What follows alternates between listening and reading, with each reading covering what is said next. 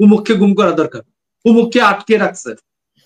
জিজ্ঞেস করলে যখন ছেড়ে দিচ্ছে 48 ঘন্টা পরে 72 ঘন্টা পরে জিজ্ঞেস করা হয়, বলে আইজিপি স্যার পর্যন্ত এই বিষয়টা জানতেন, আমাদের কোন সমস্যা নাই, আপনারা দেখতে পারেন।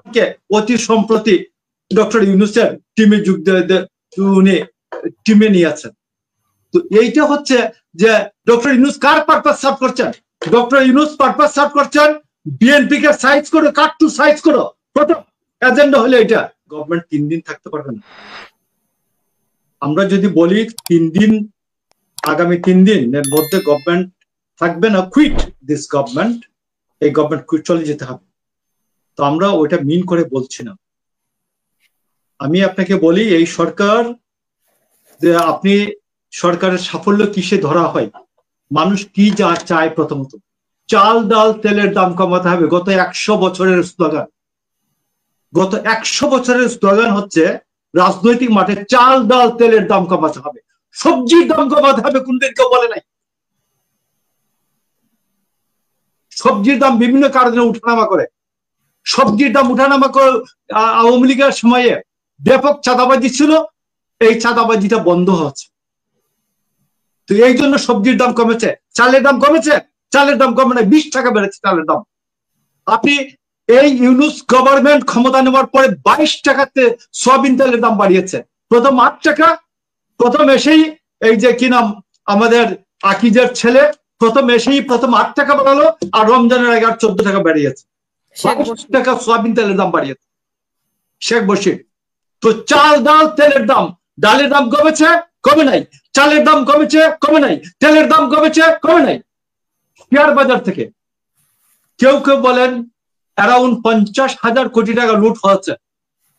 50,000 কোটি টাকা লুট হয়েছে। আমাদের এক বিএনপি নেতার বন্ধু আমাদের অর্থ মন্ত্রণালয়ের দায়িত্বে, ওনাকে এই জন্য আমরা কিছু বলি না। 1 নাম্বার 2, আমাদের টক শো ব্যক্তিত্ব আহসান মনসুর, উনি প্রতিদিনই গভর্নমেন্টের ভিতরের কথা বলেন এবং বিভিন্ন ঝামেলা তৈরি হয়।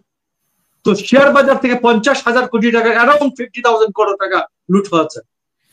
পুলিশ বিভিন্ন জায়গায় টেস্ট কেস হিসাবে গুম করছে। গুম 72 আওয়ার্স 42 আওয়ার্সের জন্য বলছে উমুক অপরাধীকে বের করার জন্য উমুককে গুম করা দরকার, উমুককে আটকে রাখছে।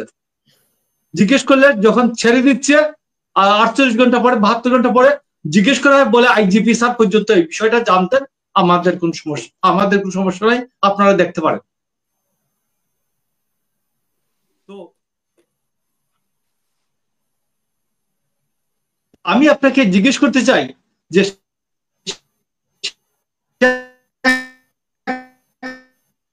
আপনার ইন্টারনেটে সমস্যা করছে মোশাররফ ভাই,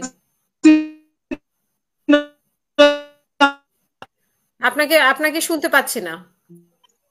আপনি কি এখন শুনতে পাচ্ছেন? এখন ঠিক আছে। আপনি বলছেন যে জিজ্ঞেস করতে চান, সেই জায়গা থেকে বলবেন। আমরা জিজ্ঞেস করতে চাই যে শেখ হাসিনা বলছেন যে আমি অর্থনৈতিক উন্নয়ন দিব, আপনাদের ভোটাধিকার দেব না।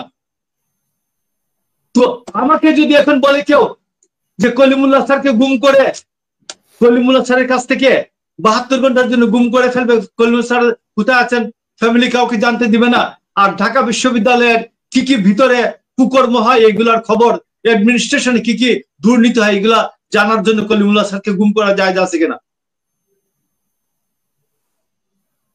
অথবা আমাদের কর্নেল সাহেবকে যদি 72 ঘন্টার জন্য গুম করে ফেলা হয়, যে আর্মির ভিতরে গোপন খবর নেওয়ার জন্য, এটা জায়েজ আছে কিনা? এইটা হচ্ছে বাংলাদেশে। তো এই জন্য আমি আপনাকে বলছি, এবং ডক্টর ইউনূস সমস্ত জায়গায় আওয়ামী লীগ দূষণ করছে অথবা জামাত দূষণ করছে। আমি আপনাকে অতি সম্প্রতি চেঞ্জিং এর পরে আমি 5টা 10টা নাম বলি। কৃষি সচিব এমদাদ মিয়া, ইআরডি সচিব শাহরিয়ার, শ্রম সচিব শফিকুজ্জামান, এনবিআর চেয়ারম্যান আব্দুর রহমান, স্বাস্থ্য সচিব সাইদুর রহমান, সংস্কৃতি সচিব মফিদুর রহমান এবং সচিব আলী আক্তার কামাল হোসেন, এই কয়েকজন হচ্ছেন আওয়ামী লীগ। আর দেখেন জামায়াতের সচিব সিদ্দিক জুবায়ের, মাসুদুল হাসান, কবিরুল ইসলাম, রফিকুল ইসলাম, রেজাউল মাকসুদ, জেহাদি, ফারজানা মমতাজ, এবং সর্বশেষ আপনাকে বলি এই হলো জামায়াতের সচিব এবং শেখ হাসিনার অত্যন্ত আদরের পররাষ্ট্র মন্ত্রণালয়ের ক্যাডারের সুফিউর রহমানকে অতি সম্প্রতি ডক্টর ইউনূসের টিমে যোগ উনি টিমে নিয়েছেন। তো এইটা হচ্ছে যে ডক্টর ইউনূস কার পারপাস সার্ভ করছেন? ডক্টর ইউনূস পারপাস সার্ভ করছেন বিএনপি কে সাইজ করো, কাট টু সাইজ করো।